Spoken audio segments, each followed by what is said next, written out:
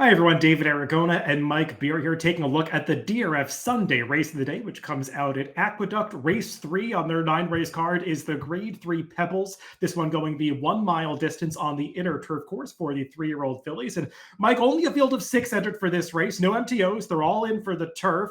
And no surprise that we've got a Chad Brown runner at a relatively short price, the number 6 Peak Hype. But I'll be interested to see who goes favor between her and the number 5 Fast Market, who is coming off a pretty nice performance against Stakes Company.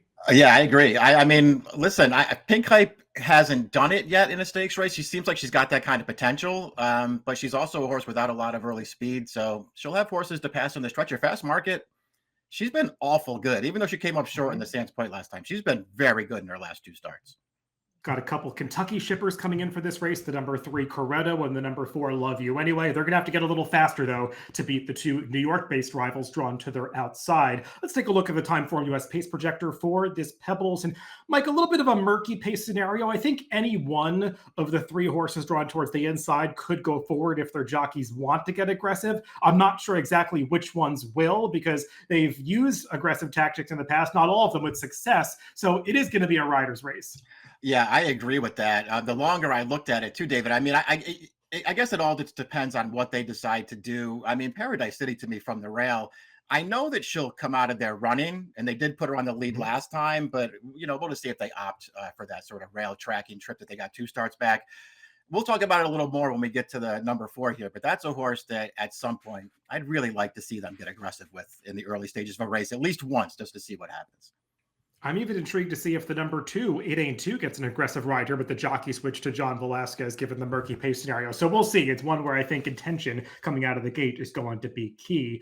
Let's start to go through this field from the rail out. And I'll mention as we start to go through these contenders, you can handicap along with Mike and me if you take advantage of those free pass performances that are available for this and every single DRF race of the day. But number 1, Mike, is Paradise City, and she's coming off a somewhat disappointing effort when she did go to the lead last time in the Grade 2 Sands Point. Maybe the distance got to her a little bit because it looked like she was getting a pretty good trip, and she just lacked any kick once they got into the stretch. As you said, she breaks very sharply from the gate. She did 2 back as well. They decided to rate her that day, and I wonder if they're going to look to get back to those less aggressive tactics here, given the last result. Yeah, and especially because it worked pretty well for them in the winter memories too. I mean, I don't think necessarily that race was necessarily as close as the final result, maybe because the winner did not get an easy trip in there. But still, this horse, she ran really well in there, and she was getting to that horse at the end, and that was with rating tactics. So maybe they'll decide to do that too. I do like her dropping back to the mile, but it's not like I love either of her last 2 races, David. And so I don't know. She's not the kind of horse who I thought was going to be enough of a price for me to, want to jump in here. It Ain't 2 is the number 2 in this race, and she is trying to achieve her first U.S. victory since coming over from Europe into the barn of Riley Mott. And Mike, she's had sort of up and down results where she's had trips on a few occasions. She's gotten some decent trips a few times and hasn't been able to quite seal the deal. That was the case 3 back at Woodbine. The one time that she tried to go this 1 mile distance, now that was a 1-turn race, and she ran off a little bit in the early stages, was reeled in at the very end by a pretty nice horse in Candy Quest.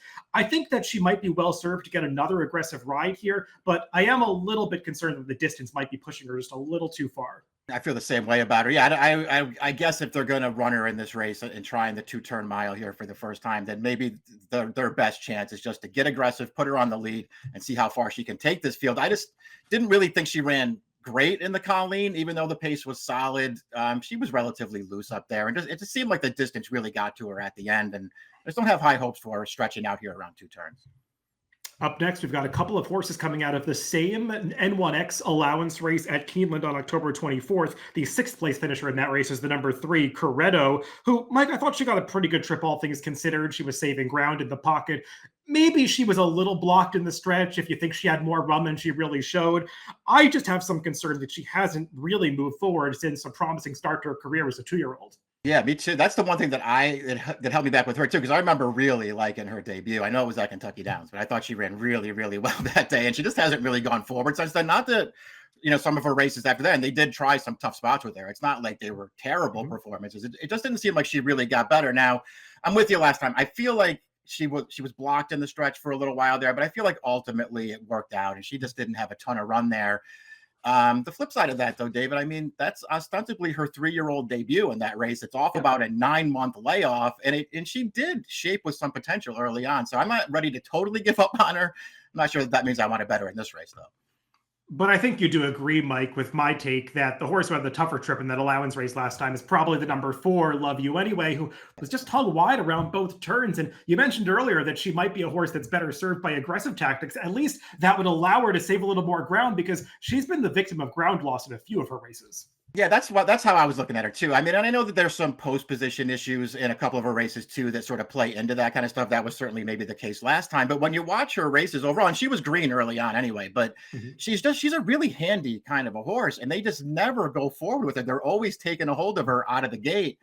I'm not sure that it would work out, but I would like to see them get aggressive with her at least once and just see what happens if she can get comfortable sort of right up on the pace in one of her races. She ran an underrated race last time. I'm not sure that she had a huge excuse, David. I mean, she was 3 wide, the winner was 2 wide, and they just sort of sat, sort of right next to each other, and the winner was just better than she was last time. But I don't know. I still think she might be a little bit better than she looks on paper. If they all run back to their most recent efforts, the horse to beat is the number 5 Fast Market, who put in a really strong performance to finish second in the Grade 2 Sands Point. We'll take a look at the replay of that race. And Mike, you mentioned Ready for Candy earlier being potentially superior to some of the horses that she's faced in the fall at Aqueduct in these turf races. Well, I don't think she ran so much better than Fast Market on this occasion because Ready for Candy got a great trip, unlike in the Winter Memories, the start before that, where she saved all the ground. And Fast Market, not that she was so wide, but she was in the 2 path every step of the way, had to tip into the 3 paths to make her run. And she got the 9 furlongs on this day, but turning back to a mile should be perfect for her. Yeah, I do like her going a little bit shorter. Just ran really well last time, and that's off the heels of just a race 2 starts back where she just seemed to improve by leaps and bounds for whatever reason. Maybe it was getting stretched back out in distance there for the first time as a 3-year-old, but whatever it was, that was a visually impressive win. It was a fast win, and it just suggested that she had, for whatever reason, turned a corner as she backed it up last time with a really strong performance. And rounding up this field on the outside is the other favorite, the number 6 Peak Hype. She's won 2 of her last 3 starts for the Chad Brown Barn, broke her maiden at Saratoga this summer. Did not get a very good trip 2 back when she was stuck behind a very slow pace at Saratoga. Was running on best of all at the end, just ran out of ground, but she put it all together in this last race. Mike will take a look at the replay of this first level allowance win from early October, and she did not get an ideal trip in victory here because she was never inside. You could see she is very wide coming off the far turn. She got gradually pushed from the 3 path out into the 4 path coming around that second bend, but she's still able to run by these foes. I do think this is a step up in class for her, Mike, but she also gives me the confidence watching her run that she is getting better from start to start. I agree with all that. I mean, she's 2 for 4, David. All 4 of her starts are good. I mean, you mentioned the terrible trip 2 starts back, and she was probably best that day. And then even her career debut, where they just had to take her all the way back. She tries a wide run off the turn, but it wasn't that kind of a race. That race was just dominated up close. You had no chance trying to make the run that she tried to make. And there, she's run really well all 4 times, and she still got upside. Mike, we watch a lot of New York turf racing and handicap races like this quite often. Sometimes nobody's aggressive and the pace gets really slow. I guess that's a minor concern for Peak Hype, isn't it? Has to be. She's really the one horse in here. It just feels like if you just had to pick the horse who's going to be last early, it's going to be her. Some other horses could go forward here. We'll see how it all plays out early. As you mentioned, it's a rider's race in a lot of ways. And so if they all decide to take a hold here, it could work against her. But man, her races are so good right now. If she gets out tripped, she gets out tripped. But I think she classes up well with this group. Well, that's the perfect transition to our picks for this race as we throw them up, and both Mike and I are going to land on the horse we were just talking about, Peak Hype. In spite of some concerns about the pace potentially getting slow here, she just has such a strong kick, as you were alluding to, Mike, and she does feel like a horse that's moving forward. But for me, it was sort of a coin flip between her and Fast Market, and I'll be interested to see what prices they go off at, because sometimes the bettors just go hog wild for these Chad Brown runners. Yeah, that's true. I do think you do want to maybe wait as long as you can just to see, where they land, and maybe they won't be as close as you think they're going to be there on that morning line, David. I'm gonna take Peak Hype, but you're right. I do want to wait and see what prices they settle at. Same trifecta, 6-5-4 for both Mike and me in the DRF Sunday race of the day, the Grade 3 Pebbles at Aqueduct. Good luck if you're playing the races later this weekend.